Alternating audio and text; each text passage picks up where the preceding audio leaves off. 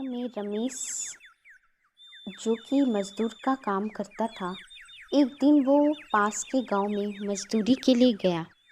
काम खत्म होने वो शाम के समय अपने घर के लिए चल दिया। पर उस दिन अचानक से बारिश होने के कारण रमेश कुछ देर उसी गांव में रुक गया। फिर जब बारिश बंद हुई तो रमेश वापस अपने घर की तरफ चल दिया, मगर तब तक अंधेरा हो चुका था। जल्दी घर पहुंचने के चक्कर में रमेश ने खेतों के बीच बने रास्ते से जाने का निश्चय किया। काफी समय चलने के बाद रमेश अपने गांव के नजदीक आ चुका था।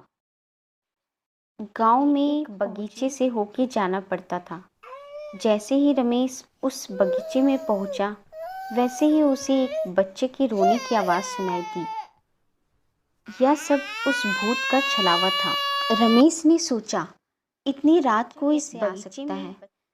उसने बच्चे को ढूंढने के लिए इधर उधर देखा, पर कोई नहीं दिखा। तब उसे ख्याल आया कि हो सकता है कोई औरत किसी काम से बगीचे में अपने बच्चे को साथ लेके आई होगी।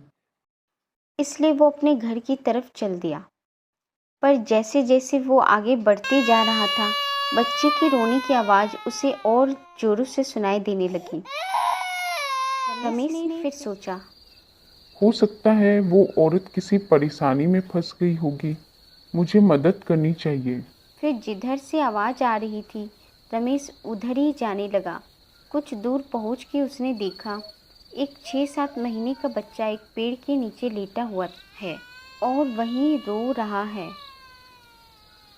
रमेश तुरंत उस लड़के के पास पहुंचा और जोर जोर से आवाज देने लगा, किसका बच्चा है ये? मगर किसी ने आवाज नहीं दी। ये भूत का छलावा था। इसे रमेश समझ नहीं पाया। रमेश ने सोचा, शायद इसकी माँ यहीं आसपास कहीं बेहोश हो गई होगी, इसलिए बोल नहीं रही। फिर रमेश ने पूरे बगीचे को छान मारा, मगर उसे वहाँ पे कोई भी नहीं दिखा।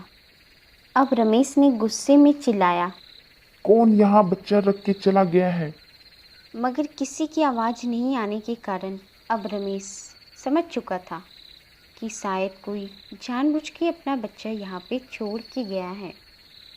तब रमेश ने उठाया और घर की तरफ चलने लगा।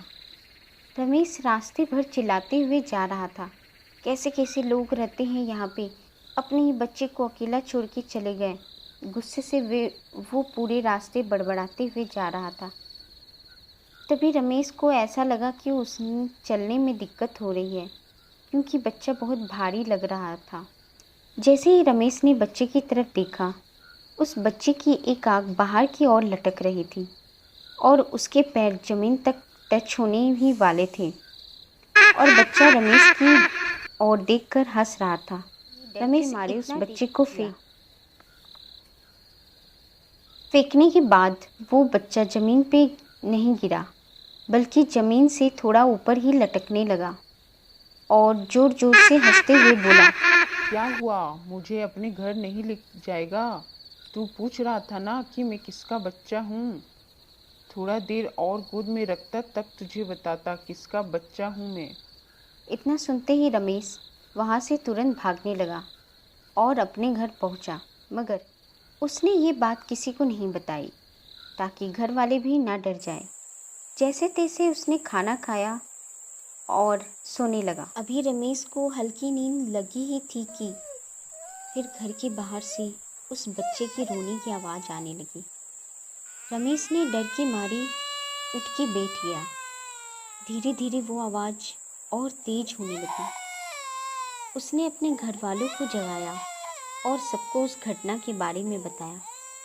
फिर उसने कहा, वो बच्चा अभी भी घर के बाहर रो रहा है, मगर बच्चे की रोने की आवाज़ किसी को सुनाई नहीं दे रही थी।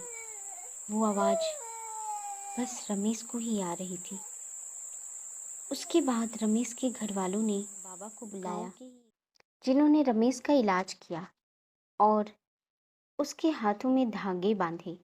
जिसके बाद रमेश को उस बच्चे की रोने की आवाज़ आनी बंद हो गई। फिर रमेश उस रात से आराम से सो पाया।